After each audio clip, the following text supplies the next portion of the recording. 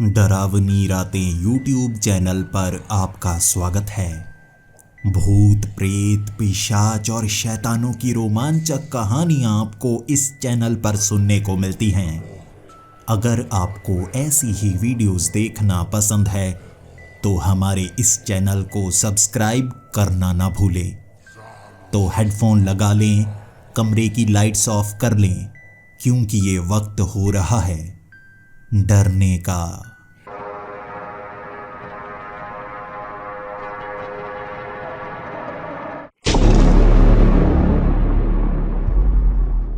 वाराणसी बहुत ही खूबसूरत शहर है, जहां पर धर्म और ज्ञान का संगम होता है। माना जाता है कि ये सबसे पुराना शहर है जो अब भी बसा हुआ है, लेकिन मुझे ये और वजहों से ज़्यादा पसंद है। यहाँ घूमना फिरना और गंगा नदी के किनारे मुझे ऐसा सुकून मिलता है जो कहीं पर नहीं मिलता। मेरी जिंदगी सुकून से कट रही है। कह सकता हूँ भगवान का आशीर्वाद मुझ पर है। लेकिन कुछ चीज़ें हैं मेरी ज़िंदगी की जो मुझे परेशान करती हैं, और उन परेशानियों को मैं दूर भी नहीं कर पा रहा हूँ। जब मैं 18 साल का हुआ था, तभी से ये परेशानी ने मुझे तंग करना शुरू कर दिया था। ये थी रात के सपने। मुझे अजीब से सपने आया करते जो मुझे तंग किया करते। मैं बार बार उन सपनों से दूर जाने की कोशिश करता, लेकिन बार बार एक जैसे सपनों ने मुझे तंग कर दिया। आज मेरी उम्र 25 साल है और पिछले 7 सालों से मैं उन सपनों से परेशान हूँ। एक ही तरह के सपने। मैंने देश के अच्छे से अच्छे डॉक्टर को दिखाया, क्योंकि मेरी नौकरी बहुत अच्छी थी। मैं उन्हें दिखाता गया, दवाइयाँ खाता गया, लेकिन सपने दूर नहीं हो रहे थे। मैंने साइकेट्रिस्ट से बात भी की। उन्होंने भी यही कहा, सपने तो बस हमारी यादें होती हैं, जो हम याद करने की कोशिश करते हैं वैसी ही हमें यादें बन जाती हैं, और वैसे ही हमें सपने आते हैं। मैंने उनसे कहा था कि मैं ऐसी फिल्में नहीं देखता, ऐसी बातें नहीं करता, और मुझे पुराने ज़माने की वो चीज़ें पसंद नहीं हैं।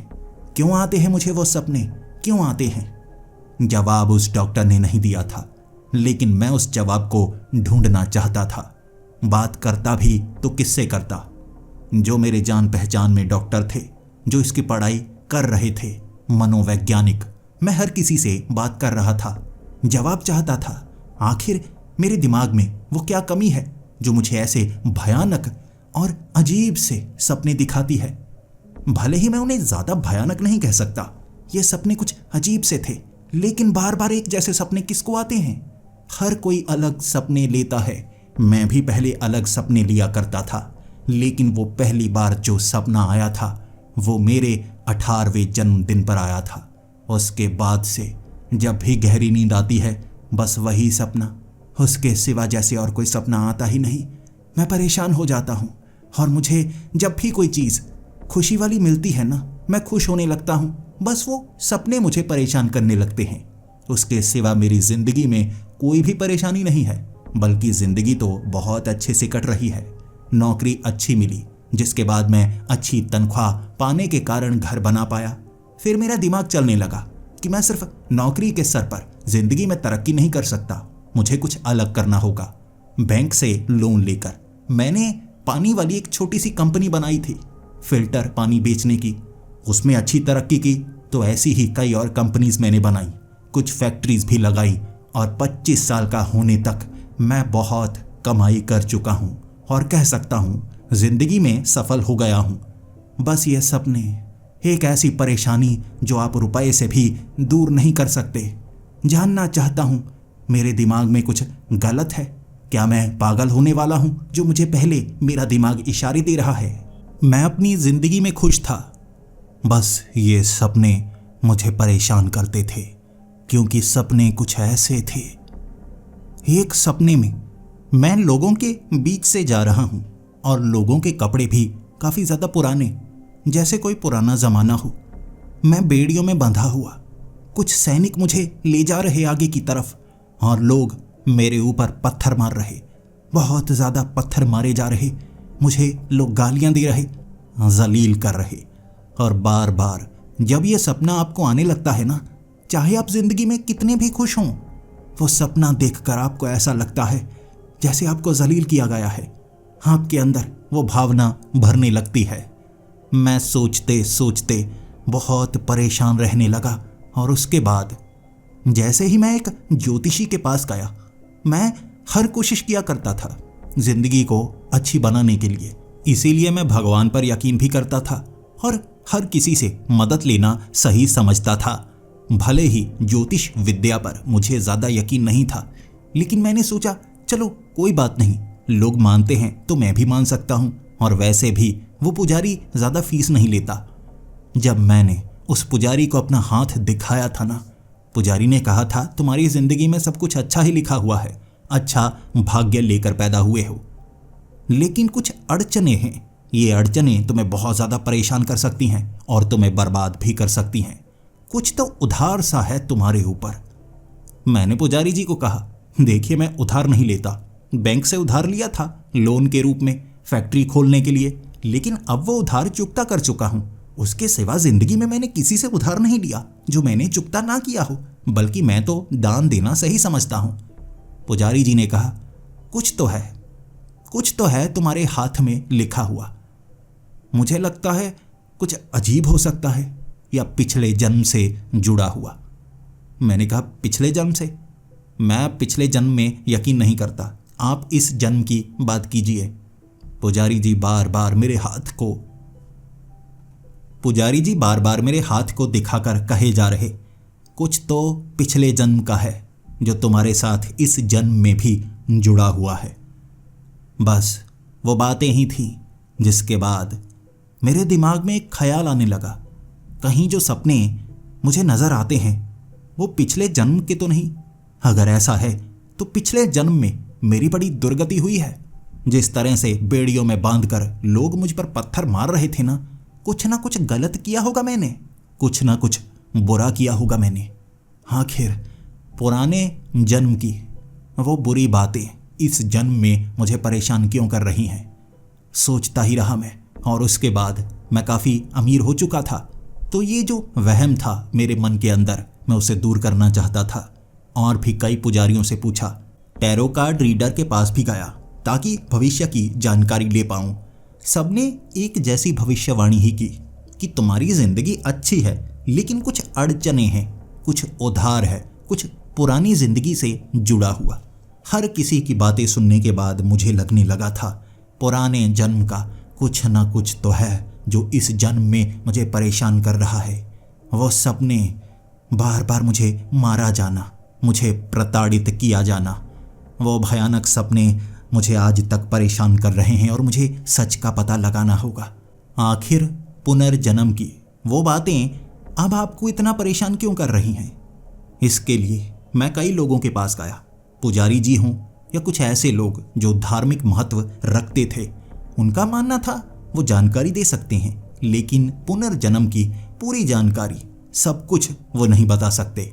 तो मैं सोचने लगा ऐसा कौन हो सकता है जो पुनर्जन्म की जानकारी दे? बड़े बड़े तांत्रिक हों या बड़े बड़े बाबा साफ मना कर रहे थे कि पुराने जन्म का कुछ भी जाना नहीं जा सकता, ऐसी तंत्र विद्या उनके पास मौजूद नहीं है। लेकिन मुझे लग रहा था कोई ना कोई रास्ता तो होगा। और उसके बाद जो मुझे सुनने में आया, मेरे कुछ दोस्तों ने मुझे बताया कि जो साइकेट्रिस्ट होते हैं ना, कुछ ऐसी पैरानॉर्मल एंटिटीज़ को जानने की कोशिश करते हैं। उनसे अगर बात करोगे शायद कुछ पता चल जाए, कोई ना कोई ऐसा जानने वाला उनके पास हो जो तुम्हारे सपनों की जानकारी तुम्हें दे पाए, सच तुम्हारी आंखों के सामने ला पाए। ऐसा ही एक साइकेट्रिस्ट जिसकी उम्र 70 साल थी, वो जब मुझसे मिल रहे बड़ी इज्जत से, बड़ी विनम्रता से उन्होंने मुझसे बात की, जैसे किसी पेशेंट से बात की जाती है। एक बेड पर लिटाया गया और वो कह रहे थे कि जब भी मैं सवाल पूछूं तुम्हें जवाब आंखें बंद करके देना होगा ताकि तुम अंदर से जवाब दे पाओ। पहले तो साधारण बातें, जिंदगी कैसी है तुम्हारी, कब से परेशान रहना शुरू कर दिया, क्या पैसे की तंगी है? मैंने भी जवाब देना शुरू किया। पैसे की तंगी नहीं रही, बचपन से मैं खुश रहा, मिडिल क्लास फैमिली में रहा, अच्छे दोस्त बनाए। उसके बाद जब कमाना शुरू किया तो ढेर सारे रुपए कमाए, लेकिन सपनों की परेशानी ने मुझे हमेशा तंग करके रखा। उसके सिवा मैं नहीं कह सकता कि मेरी जिंदगी में कोई परेशानी हो। फिर साइकियाट्रिस्ट ने मुझसे पूछा, तो ये बताओ, क्या तुम्हारी जिंदगी में कोई लड़की नहीं आई? मैंने आंखें खोलकर कहा, लड़की? नहीं, पहले पढ़ने में ज़्यादा ध्यान दिया और वैसे भी पहले मैं काफ़ी मस्ती किया करता था दोस्तों के साथ। ऐसा नहीं कि मुझे लड़कियां पसंद नहीं थी, लेकिन मैं थोड़ा डरता था। मेरे पिता थोड़े खड़ूस थे ना, तो मुझे लगा लड़की का चक्कर अगर पिता को पता लगा तो पीटेंगे, तो लड़कियों पर ध्यान नहीं दिया। जब 18 साल का हुआ तो मुझे जल्द से जल्द ज़्यादा से ज़्यादा रुपए कमाने थे। अब दोस्तों से शर्त लगी थी। कुछ दोस्तों ने बहुत ज़्यादा बेइज्जत किया, लेकिन इतना मानता हूँ, भले ही मुझे बेइज्जत किया था उन्होंने, लेकिन मेरी ज़िंदगी बना दी। उसी खुन्नस में मैंने इतना काम किया कि आज मैं यहाँ तक पहुँच पाया। और रास्ते में कभी लड़कियों के बारे में सोचा ही नहीं। कभी कभी मन में ख्याल आता था, जब कोई सुंदर लड़की नजर आती, फिर मैं सोचता एक बार रुपए कमा लूं, लड़कियों की लाइन लग जाएगी। तब उस साइकियाट्रिस्ट ने कहा, कई बार होता है जब जवानी का वक्त होता है, ध्यान लड़कियों पर जाता है, लेकिन कभी कभी हमें दिमागी तौर पर महसूस होने लग जाता है कि हम अकेले रह गए हैं। तुम्हें ऐसा महसूस नहीं होता? क्या इसी कारण तुम्हें सपने तो नहीं आते? उसके बाद वो डॉक्टर मुझसे सपनों की बातें करने लगा। अच्छा, अब आंखें बंद ही रखना, बताओ मुझे कैसे सपने आते हैं। मैंने सबसे पहले वही बताया कि मैं वो बीच से जा रहा हूँ, दोनों तरफ लोग हैं, आगे कोई महल है, बेड़ियों से मैं जकड़ा हुआ हूँ और कुछ सैनिक मुझे ले जा रहे हैं। लोग पत्थर मार रहे हैं, गालियां दे रहे हैं, बुरा भला बोले जा रहे हैं। इसके बाद डॉक्टर कहने लगा, अच्छा तो इसमें तुम्हें बुरा लगता है? मैंने कहा, हाँ, हर रोज़ वो सपना आए तो जब मैं सुबह उठता हूँ ना, वो भावनाएं मेरे अंदर होती हैं, वो भावनाएं मुझे बुरी लगती हैं। क्या बताऊँ, वो भावनाएं मुझे बुरी लगती हैं। चाहे पिछले दिन मैं जितना भी खुश हूँ, भावनाएं मुझे उदास कर देती हैं। फिर डॉक्टर कहने लगे, अच्छा ऐसे और भी सपने आते हैं? मैंने कहा, हाँ, और भी सपने आते हैं। वैसा ही मैं उस अजीब सी दुनिया में, पुराने ज़माने में जैसे घूमता फिरता, कुछ लोग मुझे मारने की कोशिश कर रहे, मैं लड़ने की कोशिश कर रहा। एक लड़की जो मुझे सिर्फ आधी नजर आई, यानी आधा चेहरा, थी खूबसूरत, लेकिन वो भी मुझे बार बार नजर आती है। फिर डॉक्टर ने मुझे जो कहा, मेरे लिए हैरानी वाली बात थी। डॉक्टर ने कहा, अगर तुम मेरी बातों पर यकीन करो, वैसे ज़्यादातर लोग नहीं करते। हमारे जो सपने जुड़े होते हैं ना, वो इतिहास से जुड़े होते हैं, लेकिन हम सिर्फ अपनी इस जिंदगी के इतिहास के बारे में सोचने लगते हैं कि ऐसी जगह तो हम कभी गए ही नहीं। लेकिन जो सपने होते हैं ना, वो हमारे पिछले जन्म के इतिहास से भी जुड़े होते हैं। तो तुम्हें अपने पिछले जन्म की यादें इस जन्म में दिखाई दे रही हैं। फिर मैंने डॉक्टर को कहा, हाँ, मुझे भी ऐसा लगता है, क्योंकि वैसी चीज़ें मैंने इस जिंदगी में कभी देखी ही नहीं और बार बार नजर आती हैं। जैसे मैंने काम भी बदला, सब कुछ बदल दिया, घर बदला, लेकिन सपने नहीं बदलते, सपने वही आते हैं। डॉक्टर ने कहा, मैं तुम्हें हिप्नोटाइज करके वो सारी यादें तुम्हारी आंखों के सामने ला सकता हूँ, लेकिन सोच लो, हो सकता है जो सपने तुम देखते हो वो तुम्हें निराश करते हैं। पुराने जन्म की पूरी बातें जब तुम्हें नजर आ जाएं, जब तुम्हें याद आ जाएं, तुम्हारी जिंदगी नर्क बन जाए, वो दुख पुराने जन्म का इस जन्म में तुम्हें बार बार दिखाई दे, बार बार उससे सोचने पर तुम मजबूर हो जाओ और फिर तुम जी ही ना पाओ। मेरे लिए सच में ये काफ़ी घिनौनी बात थी, लेकिन मैं क्या कर सकता था। मैं पहले से इतना परेशान था, इससे ज़्यादा परेशान क्या हो सकता हूँ। डॉक्टर ने सतर्क किया, मैं नहीं माना। फिर डॉक्टर ने कहा, तुम्हें ऐसा करना होगा। कुछ बातें हैं जो मेडिकल साइंस मानती है, जैसे कि हमारे दिमाग के अंदर हिप्नोटिज्म के द्वारा पहुंच जाना, और कुछ बातें मेडिकल साइंस बिल्कुल नहीं मानती। वो होती है जादू से पुरानी दुनिया को, पुराने शरीर की यादों को इस जन्म की यादों के साथ जोड़ना। दोनों काम करने होंगे, और मैं ये काम यहाँ बेड पर नहीं कर सकता, तुम्हें मिट्टी पर लेटना होगा। उसके बाद पुराने जन्म की यादें मैं धीरे धीरे तुम्हारे दिमाग में लाता चला जाऊंगा। लेकिन याद रखना, जब भी तुम इससे दूर जाना चाहो, वो यादें जितनी आ चुकी हैं उतनी तो तुम्हारे दिमाग के अंदर रहेंगी। हो सकता है जिंदगी नर्क बने। मैंने डॉक्टर को कहा, मैं जिंदगी को नर्क बनाने को तैयार हूं, मुझे पूरा सच जानना है। आखिर मैंने ये सब क्यों किया? क्या मैं इतना ज्यादा बुरा था? बस मुझे जानते जाना है। डॉक्टर ने बात मानी और रात के वक्त मुझे एक ऐसी जगह पर बुलाया जहां पर हर एक इंसान अपनी जिंदगी में एक बार जरूर पहुंचता है, यानी कि शमशान घाट। एक पुराना शमशान घाट जहां पर कभी लाशों को जलाया जाता था, अब वो पूरी तरह से खाली था। डॉक्टर ने कहा, यहां जमीन पर लेट जाओ, क्योंकि पुराने जन्म में जब तुम मरे होगे तुम्हें जलाया गया होगा, हो सकता है दफनाया गया हो, लेकिन तुम्हारा शरीर मिट्टी में मिट्टी जैसा बन गया, तो तुम मिट्टी पर लेटोगे तो तुम्हारे शरीर के अंश जो पिछले जन्म के हैं इस अंश के साथ थोड़ा जुड़ेंगे, जिसके बाद वो यादें मैं अपनी शक्तियों से तुम्हारे दिमाग में डालने की कोशिश करूंगा, यानी कि हिप्नोटिज्म से। डॉक्टर ने मेरे सर के बाल लिए, वहां पर एक लकड़ी खूंटे के समान बालों से लपेटकर जमीन में गाड़ दी। फिर वो कहने लगे, ये बाल जब तक इस खूंटे के साथ जुड़े हुए हैं तुम पुराने जन्म की बातों के साथ जुड़े रहोगे।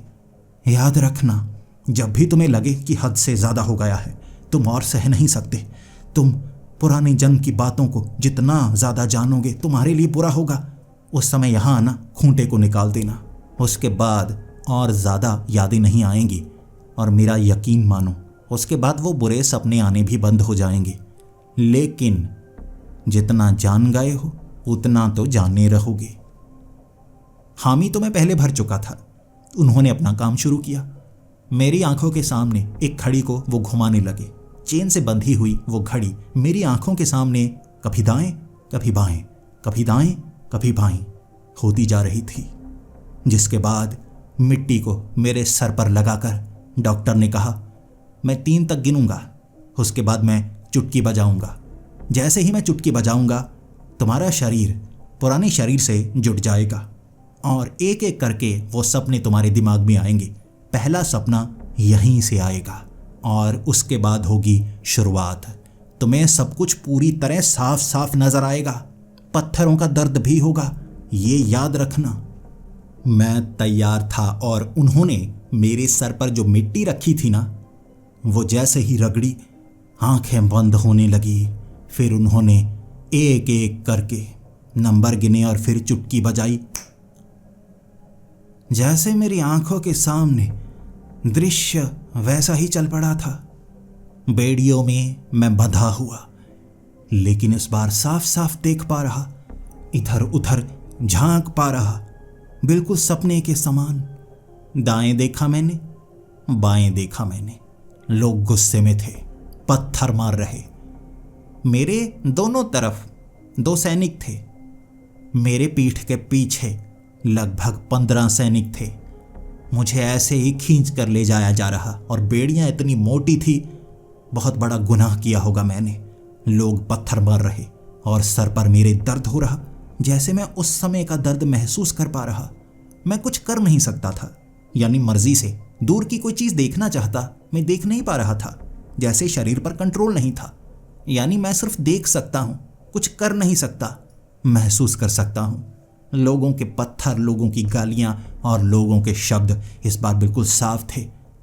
राजा को मारा इसने, राजा को मारा इस बेरहम इंसान ने, दुनिया का सबसे बड़ा धोखेबाज, इससे ज्यादा धोखेबाज कोई नहीं होगा, यह सबसे बड़ा धोखेबाज है।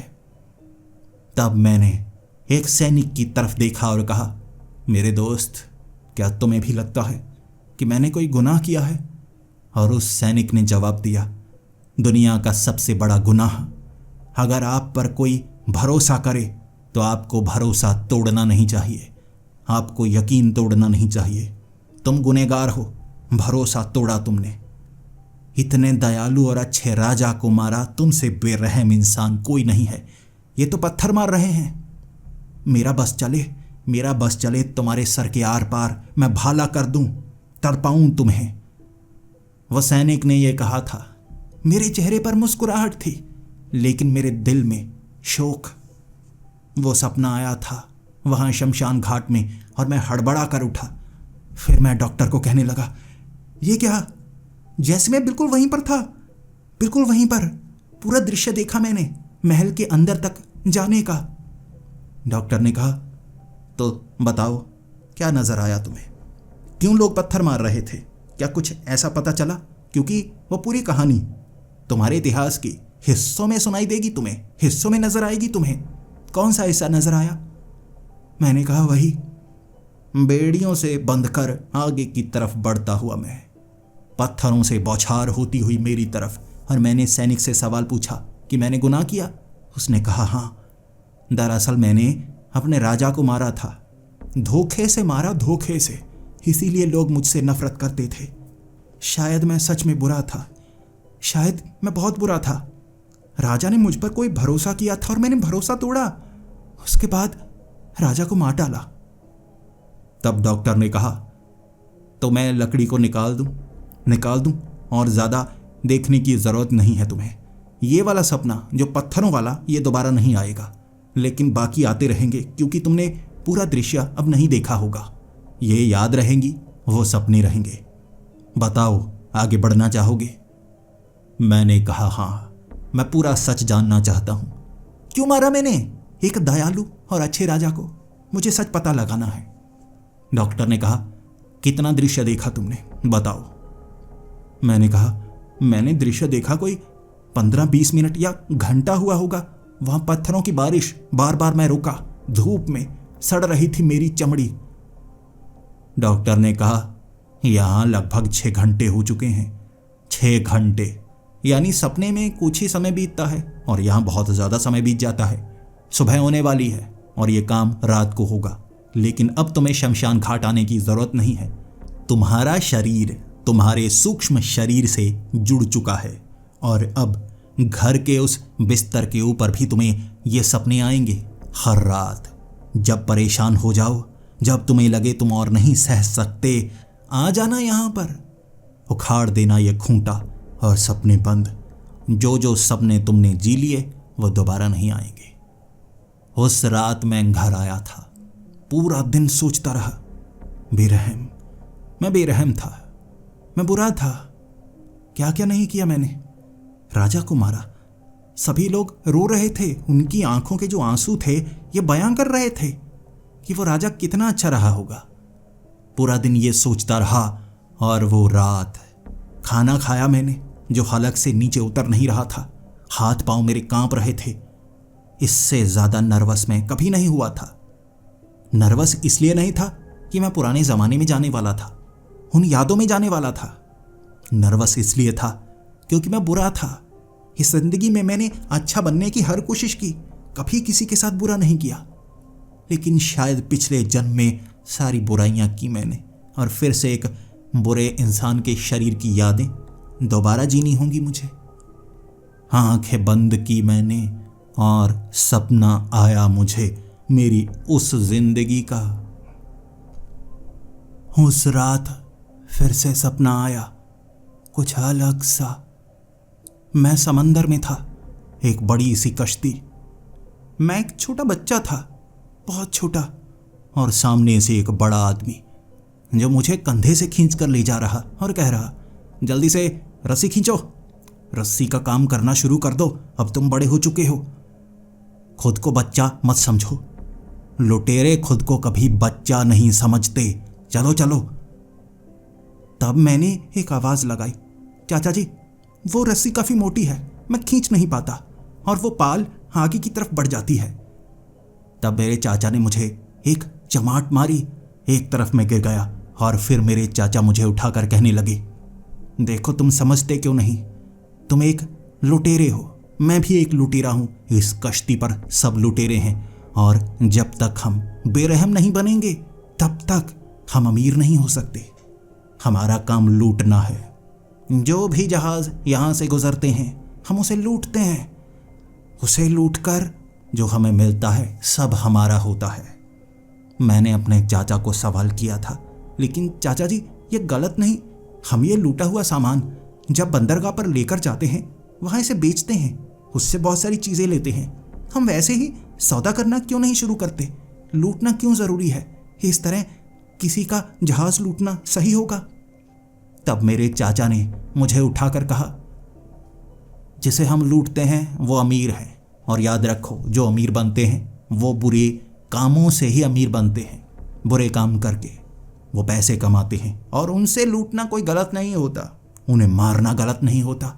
हम तलवारों से उन्हें मार डालते हैं, और आगे जाकर तुम भी तो यही करोगे। धोखा देना, अय्याशी करना, यही लुटेरों की पहचान है, और तुम भी एक लुटेरे के बेटे हो। मेरा भाई तो मर गया, लेकिन तुम्हें सौंप गया, और तुम मेरी जिम्मेदारी हो। लुटेरा बनाना है तुम्हें, लुटेरा।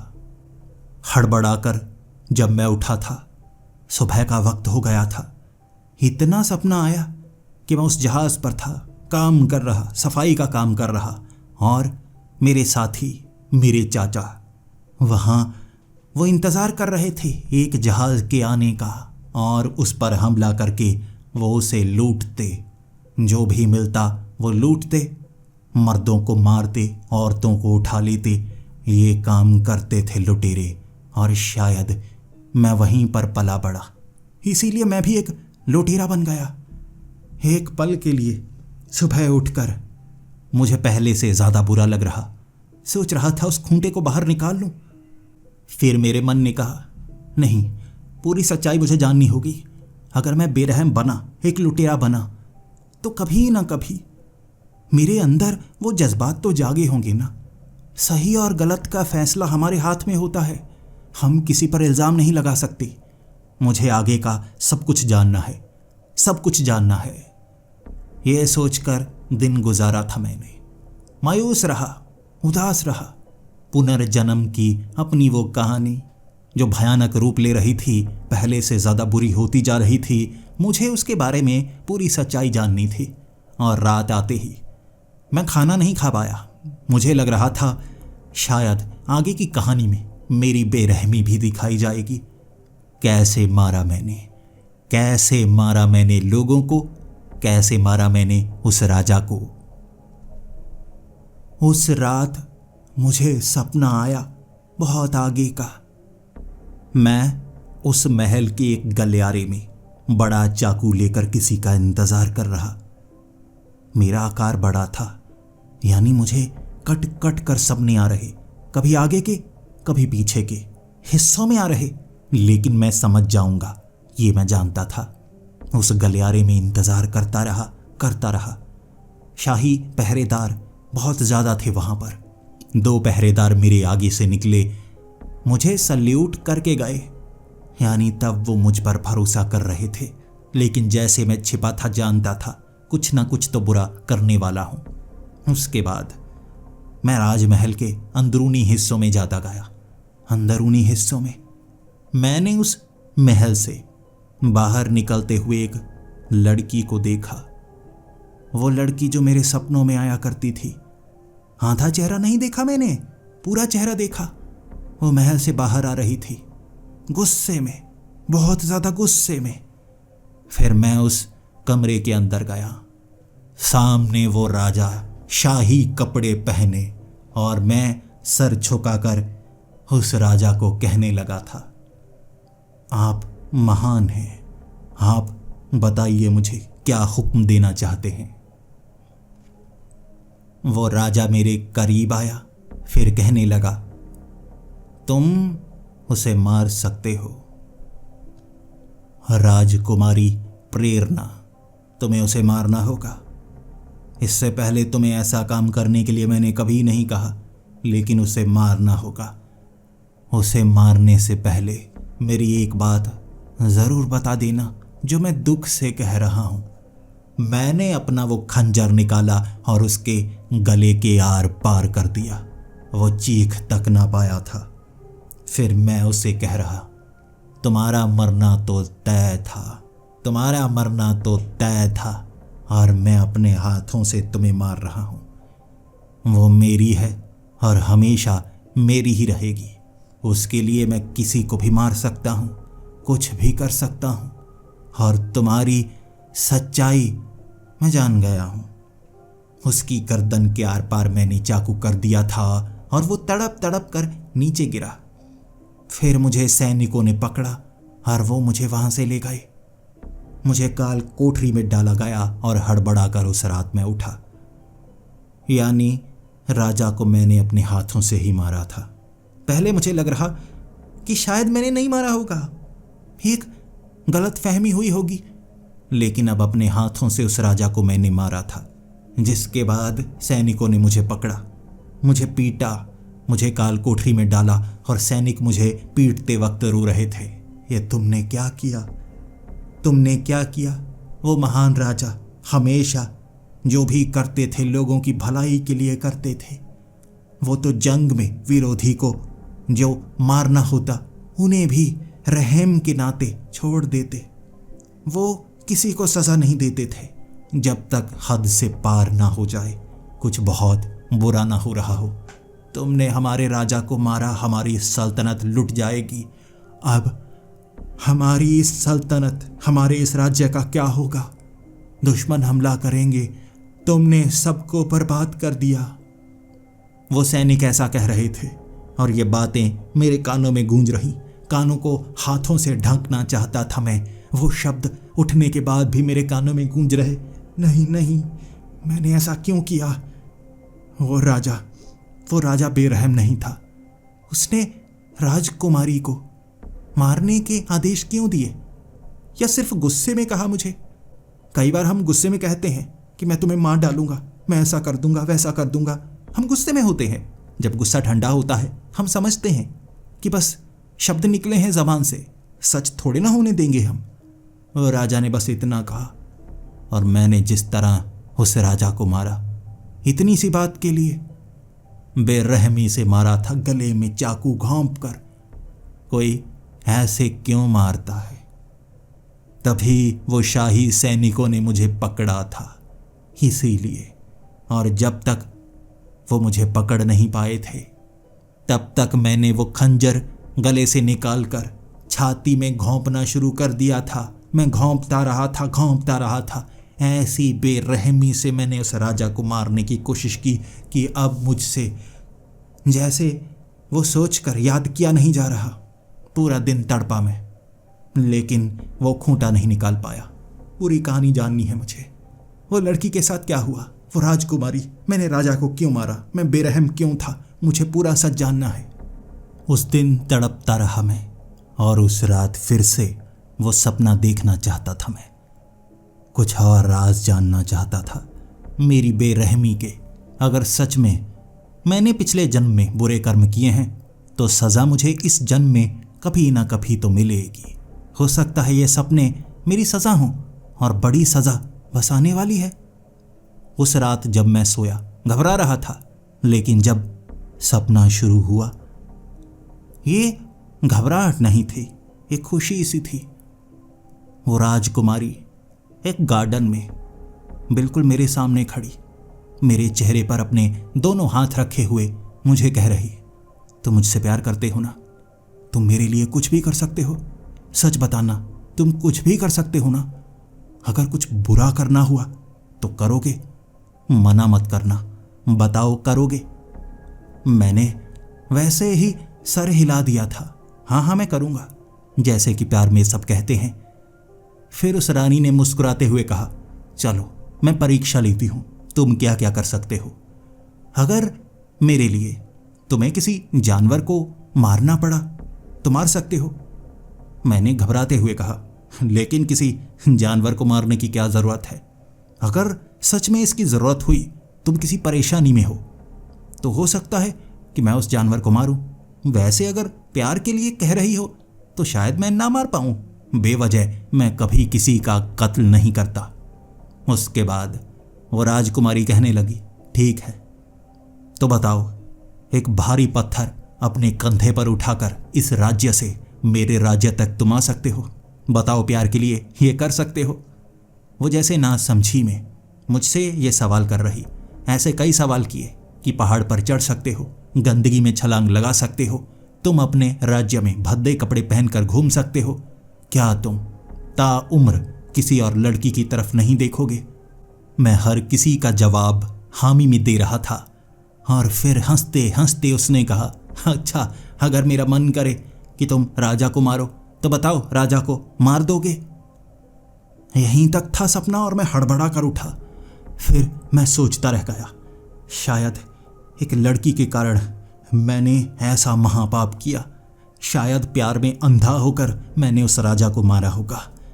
लेकिन वो राजकुमारी खूबसूरत थी। फिर भी जो गलत होता है वो गलत होता है। आखिर उसने कहा तो मैं उस राजा को मारने को तैयार हो गया। बाकी उस राजा ने भी उस राजकुमारी को मारने के लिए कहा था।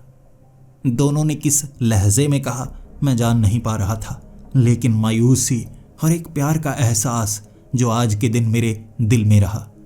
मैं समझ नहीं पा रहा था कैसी मायूसी है, कैसा प्यार का एहसास है। मैं कैसे जान पाऊंगा? मुझे पूरी कहानी जाननी होगी।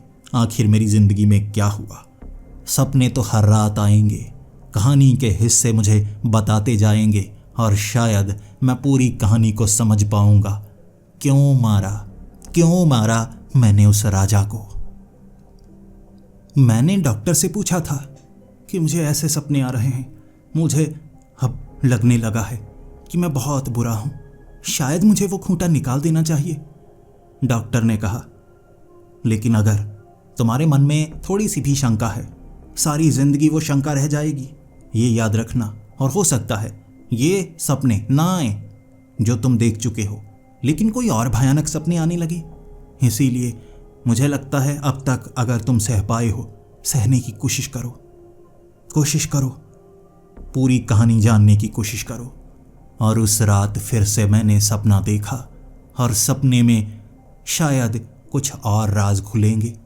जैसे ही मैंने नींद ली, मैं पहुंच गया उसी गार्डन में, लेकिन इस बार झाड़ियों के बीच छिपा हुआ देख रहा था और सामने मुझे वो राजा नजर आया। वो राजा जो उस राजकुमारी के साथ खेल रहा, उसके पीछे भाग रहा और वो भी मुस्कुराती हुई उसका हाथ पकड़े। ऐसा लग रहा था जैसे वो राजा उसे पसंद करता हो और वो राजकुमारी भी उस राजा को पसंद करती हो। लेकिन पिछले सपने में मेरे गालों पर हाथ ऐसे रखा था जैसे वो मुझसे प्यार कर रही हो, और यहां दृश्य ऐसा लग रहा था जैसे वो उससे प्यार कर रही हो। मेरी समझ में कुछ आ नहीं रहा था। वहां बहुत समय छिपकर मैं उन्हें देखता रहा। मेरे दिल में अजीब से ख्याल आ रहे थे, बुरे भाव, जैसे कोई अपना दूर जा रहा हो। वो रात मुझे ये सपने आए और तब मैं समझने लगा था, शायद जिससे मैं प्यार करता था वो राजा उस लड़की को प्यार करता हो, उस राजकुमारी को, और राजकुमारी मुझसे दूर ना हो जाए, इसीलिए मैंने उस राजा को मारा हो कुछ भी सकता है, या ऐसा हो सकता है वो राजा ने उस राजकुमारी के साथ कुछ बुरा किया और फिर उस राजकुमारी ने मुझे उस राजा को मारने के लिए कहा। दोनों एक दूसरे को मारना चाहते हों, लेकिन मैंने उस राजा को मार डाला। कई ख्याल थे उस दिन मेरे मन में। कहानी के हिस्से समझ में तो आ रहे थे, लेकिन ऐसा लग रहा था शायद बुरा मैं ही हूं। लेकिन फिर मुझे लगा ऐसा तो नहीं, वो राजा बेरहम था, बुरा था, लेकिन बस सपनों में या लोगों को ऐसा लग रहा कि वो अच्छा था, तभी मेरे ऊपर वो पत्थर मार रहे थे।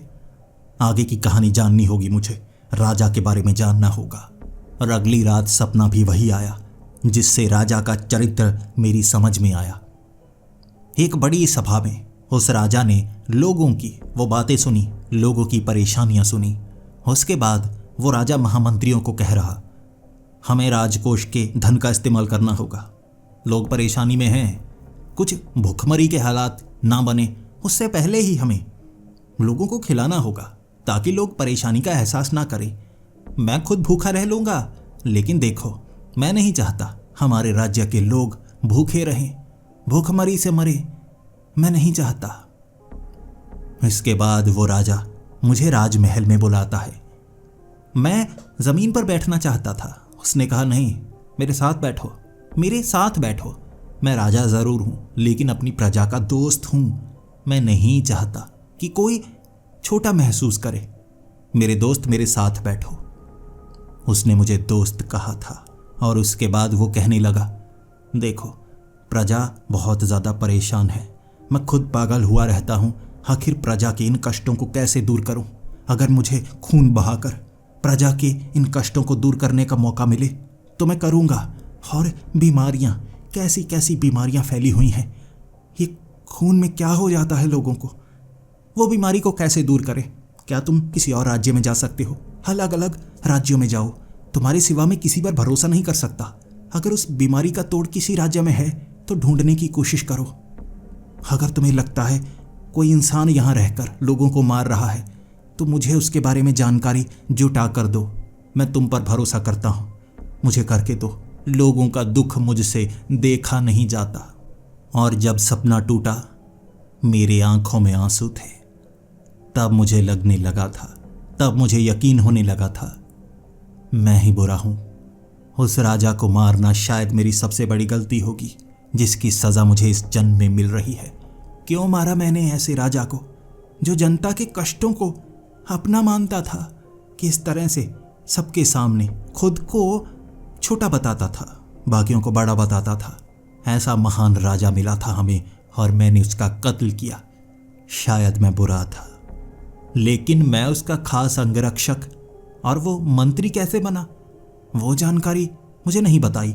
मैं तो लुटेरा था ना, तो यहाँ राजमहल में उस राजा का अंगरक्षक मैं कैसे बन गया? ये कहानी का हिस्सा भी मुझे जानना था और अगली रात उसका जवाब भी मिला। वो राजा ने बहुत शराब पी हुई थी।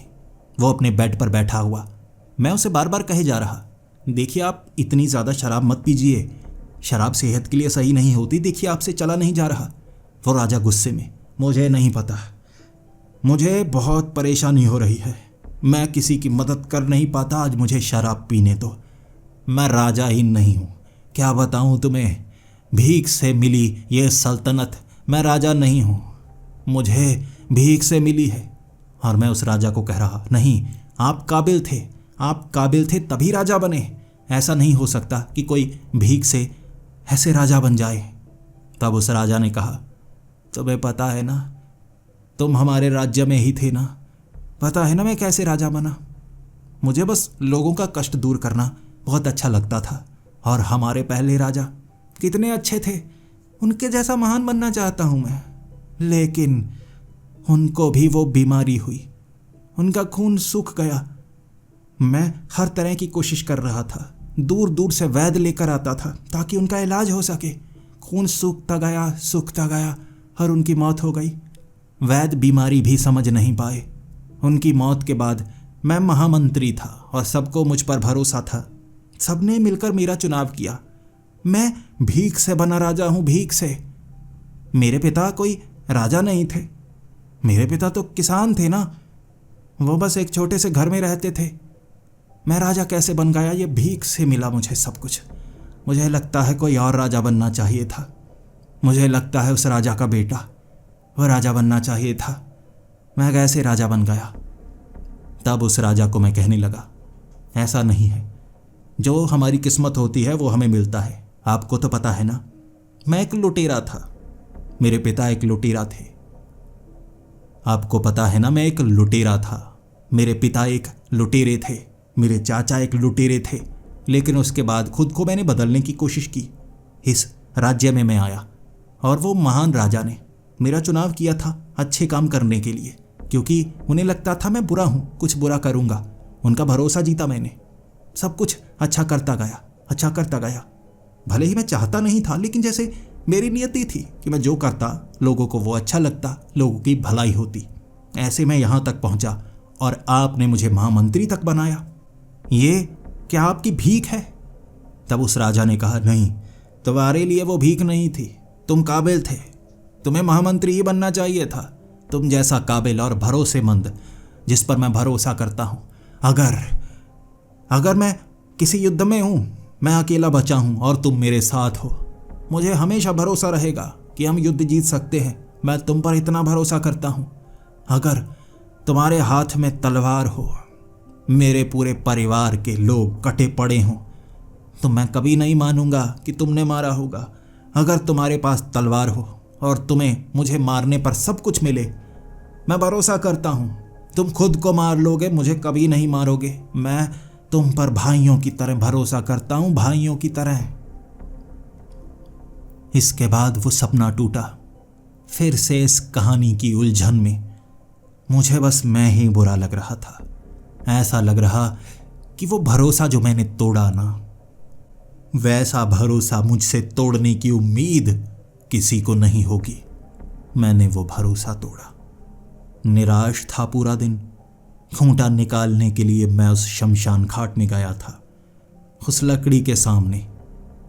सब कुछ तो शायद मैं जान गया हूं, सब कुछ।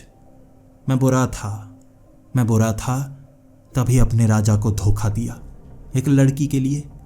शायद राजा को वो लड़की पसंद थी, लेकिन मेरे नाजायज रिश्ते होंगे उस लड़की से, तभी राजा गुस्से में मुझे कह रहे थे और बदले में मैंने उन्हें मार डाला। मैं बुरा था, शायद मैं बुरा था। उस खूंटे को निकालने की कोशिश, लेकिन जैसे कुछ प्रतिशत दिमाग में एक राज था, पूरी कहानी जानने का राज। इसीलिए मैं वापिस आ गया और उस रात मैं सोया सच जानने के लिए। और उस रात मुझे सपना आया था मेरे चाचा के साथ। वो रात जब पहले भी मैं उनसे बातें कर चुका था, हमला किया था। एक नाव, बड़ी नाव, एक जहाज इकट्ठे जा रहे जिस पर सामान रखा हुआ, और लुटेरों ने यानी हमने उन पर हमला किया था। मेरे चाचा गला काट रहे थे और मुझे चाकू देकर कहा था, जितने कत्ल तुम करोगे ये तुम्हारे पहले कत्ल होंगे, तुम्हें उतने सोने के सिक्के दूंगा। उससे अय्याशी करना, लड़कियों के साथ घूमना और वहां वैश्यालय में चले जाना। मेरे हाथ में चाकू था, मैं मार सकता था किसी मासूम को, लेकिन मैंने नहीं मारा था। उस चाकू को मैंने नीचे फेंक दिया था, जिसके बाद वो सभी लुटेरों ने जहाज पर सामान रखना शुरू कर दिया। वो सभी लुटेरे उन दूसरे जहाज़ों पर थे और मैंने उस जहाज की पाल को टेढ़ा कर दिया। हवा एक तरफ जा रही, जबकि वो कश्ती के पाल इन्होंने आग से जला दिए थे। मैंने इस कश्ती को दूर कर दिया, इस जहाज को दूर कर दिया, और वो लुटेरे उसी कश्ती पर, वो जहाज पर फंसे रह गए। चारों तरफ से अलग राज्य की वो सैनिक नाव ने जैसे उन्हें घेर लिया। मेरे चाचा समेत सब लुटेरों को पकड़ा गया। जब उन्हें पकड़ा गया, मेरे चाचा गुस्से में थे। वो मुझे मारना चाहते थे, लेकिन सैनिकों ने उन्हें सज़ा दी, मौत की सज़ा। और मुझे उस राज्य में पनाह दी गई कि एक लुटेरे का भतीजा जो धोखा देकर लोगों को बचा पाया। मुझे सम्मान मिला, मुझे उस राज्य में रहने का मौका मिला। ये वही राज्य था जिसमें मैं एक समय महामंत्री बनूंगा, उसी राज्य में।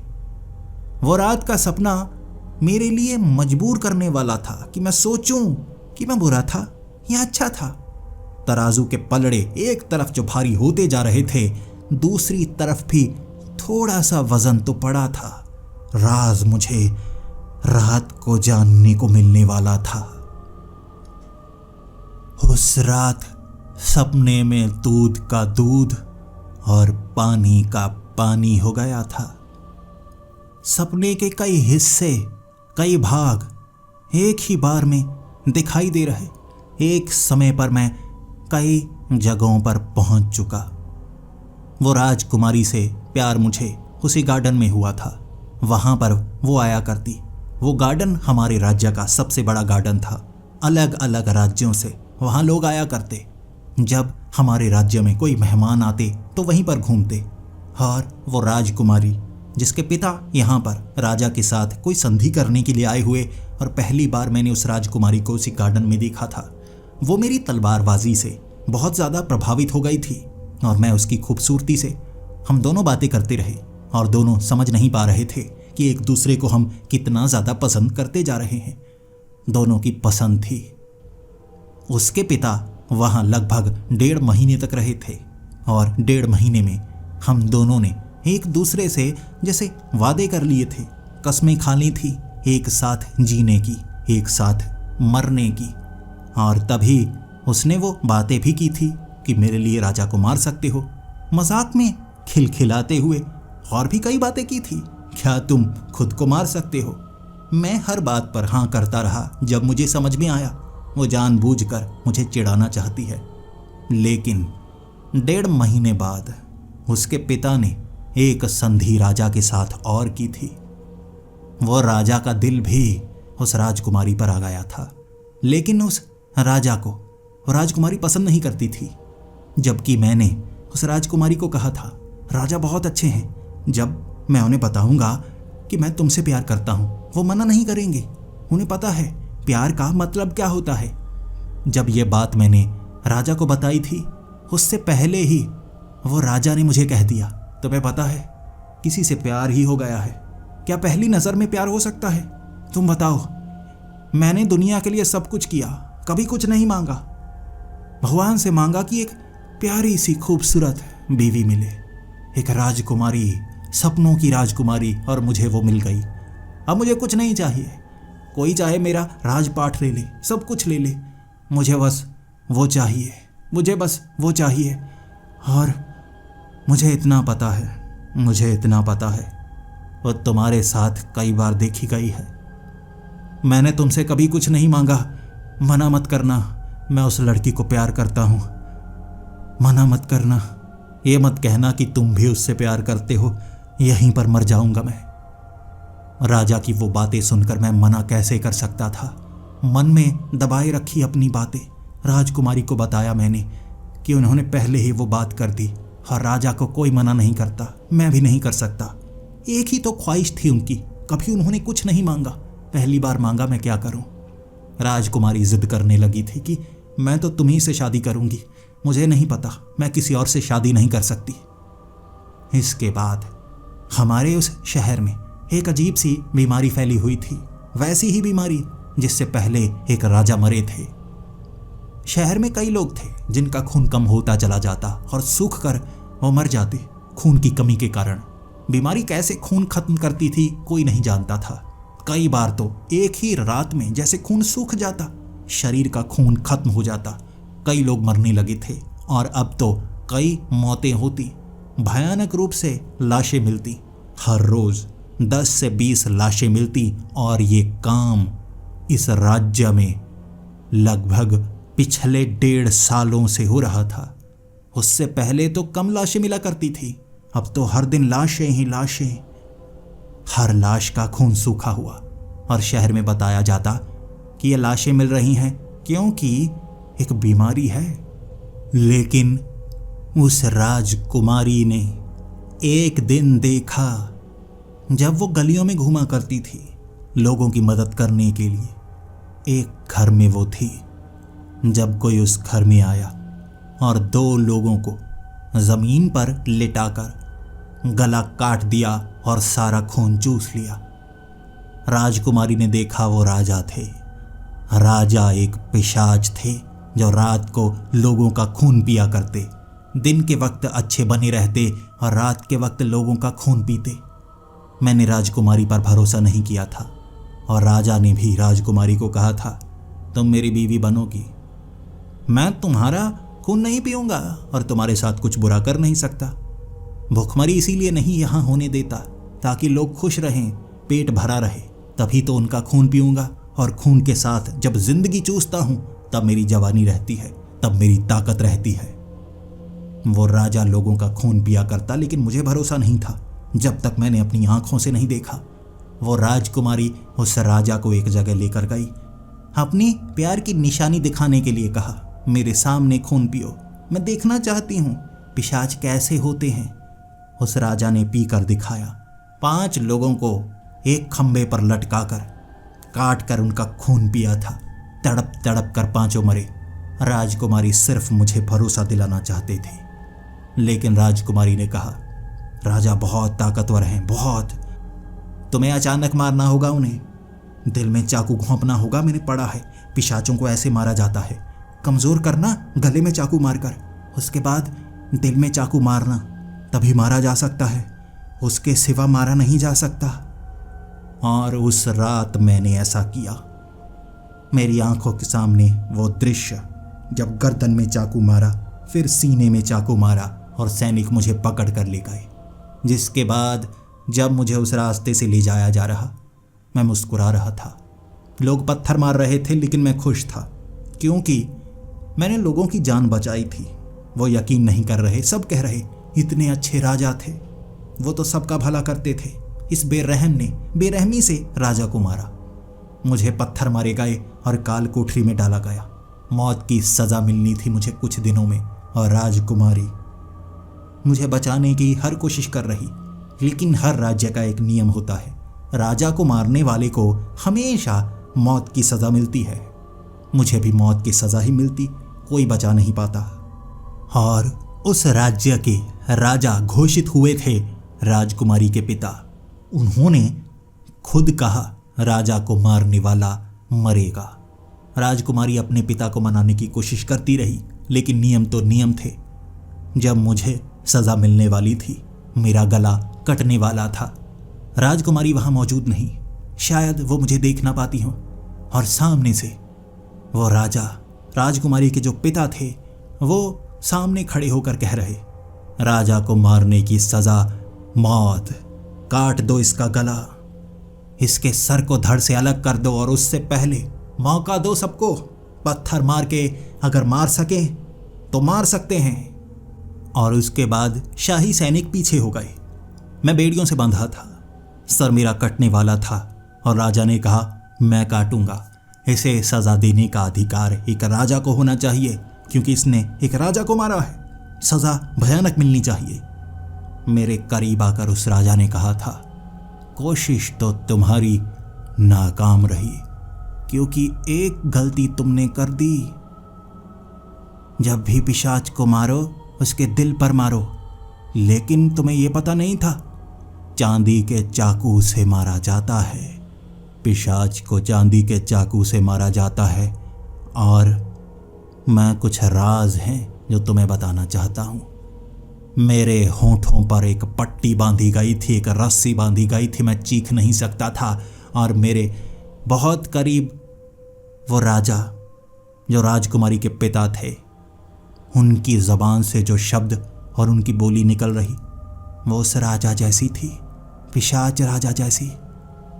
वो कह रहे तुम्हें पता है पिशाच रूप भी बदल सकते हैं। इसी तरह तो मैंने मारा था उस राजा को, खून चूस कर, तभी तो मैं एक राजा बना। धोखा मेरी फितरत में था। उन्हें मौत के घाट उतार दिया था मैंने। उनकी बीवी, उनके बच्चे, सबको लगता है भाग गए क्योंकि बीमारी से मरे वो, लेकिन मैंने उन्हें भी मारा था। उनकी लाश के नीचे की वो ईंटों के नीचे अब भी उनकी हड्डियां ढूंढी जा सकती हैं क्रियाकर्म करने के लिए। और मैं तुम्हारा दोस्त, तुम पर भरोसा करता था, लेकिन मेरा राज तुम जान गए। अब अपने हाथों से मारूंगा। तुम्हारी कोशिश नाकाम, मेरी कोशिश पूरी हुई। उस राजा ने तलवार उठाई थी और भीड़ से निकलकर राजकुमारी ने वो चाकू उसके सीने में घोंप दिया, जहां दिल होता है वहां पर। सभी सैनिक करीब आ रहे थे और घबराए हुए कि उनकी बेटी ने अपने पिता को क्यों मारा। लेकिन जब रूप बदला वो राजा का, तो पिशाच राजा जैसा। और तब राजकुमारी ने बताया, ये है तुम्हारे राजा, पिशाच राजा, ये एक पिशाच हैं। तभी अंगरक्षक और महामंत्री ने इन्हें मारा था, सबको बचाने के लिए। कोई बीमारी नहीं है हमारे राज्य में। ये एक पिशाच हैं जो लोगों का खून पीते हैं, और पहले वाले राजा को इन्होंने मारा है। सारे के सारे सच अब सामने आ रहे हैं। मेरे पिता को इसने मारा है और मैंने ये देखा, मेरे सामने ये हुआ। मैं छिपी हुई थी, कुछ कर नहीं पाई। सही समय का इंतज़ार किया मैंने और समझा गलती कहाँ हुई। चांदी का चाकू नहीं था, चांदी का। और सबकी आंखों के सामने तड़प कर वो मर रहा। वो पिशाच जिसके दिल से जब खून निकला, इतना खून निकला, इतना कि दूर दूर तक लोगों के पांव गीले हो गए थे। जितना खून पिया, जैसे उसके दिल के अंदर, छोटे से दिल के अंदर अब भी वैसा का वैसा था। उसके बाद वहाँ हड़बड़ी मच चुकी थी। सब घबराए हुए, डरे हुए। मुझे बेड़ियों से खोला गया और झुककर सबने कहा था, आप ही हमारे महाराज हैं, आप ही हमारे महाराज हैं। और आप राजकुमारी, आपने हम सबको बचाया। आप हमारी महारानी। इसके बाद मैंने राजकुमारी का हाथ पकड़ा और एक झटके से जैसे वो सपना टूट गया, लेकिन मेरे चेहरे पर मुस्कुराहट थी। मैं बहुत ज़्यादा खुश। मैं बुरा नहीं था मैं बुरा। सपने सिर्फ पुराने जन्म के आ रहे, लेकिन मैं बुरा नहीं था। सारा सच पता लगा। पूरा दिन मैंने खुशी में बिताया कि आगे के पल मैं महसूस कर पाऊंगा। पिछले जन्म के उस रानी के साथ, मेरी राजकुमारी के साथ पूरी जिंदगी मैंने कैसे बिताई मैं जानना चाहता था, लेकिन फिर कोई सपना नहीं। साधारण सपने, अजीबोगरीब, टेढ़े मेढ़े, जो हर किसी को आते हैं, लेकिन वो सपना नहीं आया। खूंटा वहीं का वहीं था। उसके बाद मैंने डॉक्टर को पूछा, सब सच बताया। फिर उन्होंने कहा, तो वो जो राज था वो राज अब खुल गया। सब कुछ तुम्हें पता लग गया। तुम बुरे नहीं थे, इसीलिए तो तुम्हारी जिंदगी अच्छी है। अच्छे कर्मों का फल तुम्हें अच्छा मिल रहा है। बस सपने थे जो दोबारा कभी नहीं आएंगे। लेकिन मैं जानना चाहता था। उस लड़की से सच में प्यार सा हो गया था, उस चेहरे से। लेकिन इतनी खुशी थी उस जिंदगी में। मैंने उसका हाथ पकड़कर जिंदगी निकाली होगी खुशी खुशी। वो पिछला जन्म था, ये मेरा अगला जन्म। डॉक्टर से अलविदा लेकर मैं निकल पड़ा था घूमने के लिए। घूमने नहीं जाता था, काम में गड़ा रहता था। अब मैं उसी जगह जाना चाहता था जहां किसी जमाने में एक राज्य हुआ करता था, एक सल्तनत हुआ करती थी। टूटे फूटे किले के हिस्से घूमते हुए मुझे दिख रहे थे। यहाँ होता था ना वो महल, वहाँ वो पहाड़ियाँ रह गई हैं जहाँ पीछे वो बड़े बड़े कमरे हुआ करते थे। ये नीचे वाला गार्डन हुआ करता था ना। जब मैं नीचे देख रहा, वहाँ पर मुझे एक लड़की नजर आई। सुनहरी से बाल थे उसके। मैं नीचे देखने के लिए गया कि वो लड़की कौन है और वो गार्डन क्या ऐसा ही है। वहाँ और भी भीड़ थी, और भी कई लड़कियाँ, कुछ लाल कपड़ों में, कुछ अजीब से कपड़ों में। टूरिस्ट प्लेस बना हुआ था ये। लेकिन वो सुनहरी बालों वाली लड़की, क्योंकि मेरा ध्यान उस पर इसलिए गया कि इतने लंबे सुनहरी बाल मैंने कभी नहीं देखे थे। फिर अचानक उस लड़की के बाल ही देख रहा था। मैं छेड़ना नहीं चाहता था। वो लड़की जब मेरी तरफ घूमी, यह चेहरा मैं पहचानता था। राजकुमारी। मेरी जबान से ये शब्द निकले, राजकुमारी। और सामने से उस लड़की ने भी कहा, आप कौन? आपको मेरा नाम कैसे पता? फिर मेरी जबान पता नहीं क्यों अपने आप चली और मैंने कहा, प्रेरणा। और सामने से वो गुस्से में बोलने लगी, तो मेरा पीछा कर रहे हो ना? तुम्हें कैसे पता कि सब मुझे राजकुमारी कहते हैं और मेरा असली नाम प्रेरणा? तुम्हें कैसे पता? और मैंने तुम्हें कहीं देखा है। तुम्हारा चेहरा देखा देखा क्यों लगता है? कहीं तो मेरा पीछा तो नहीं करते? कहीं तो मेरे दोस्त या रिश्तेदार तो नहीं? तुम्हें देखा हुआ क्यों है? मैं बहुत ज्यादा खुश था, पता नहीं क्यों। मैं इतनी खुशी को महसूस कर रहा और आसमान की तरफ देखकर भगवान का शुक्रिया करके मैंने एक बार कहा था, अच्छे कर्मों का फल अच्छा होता है, इतना तो मानना पड़ेगा। और फिर उस लड़की को मुस्कुराते हुए देखकर मैंने कहा, देखिए मैं आपका पीछा नहीं कर रहा, लेकिन ये आपके लिए सरप्राइज है। आप याद करने की कोशिश कीजिए, मेरा चेहरा आपने कहाँ पर देखा है, याद कीजिए, और मैं आपके लिए कुछ खाना ऑर्डर कर सकता हूँ। देखिए ये मेरी तरफ से फ्री होगा, कोई फ्लर्टिंग नहीं करूँगा, कोई परेशान नहीं करूँगा। नीचे चले। वो तैयार थी और इस तरह मेरी पुनर्जन्म की कहानी, जो इस जन्म में भी आगे बढ़ने वाली थी, आप जानते हैं आगे क्या ही होगा। अच्छे कर्मों का फल अच्छा ही होता है। और पुनर्जन्म की वो कथा जो आगे मैं देख नहीं पाया, अब इस जिंदगी में शायद वो जी सकता था।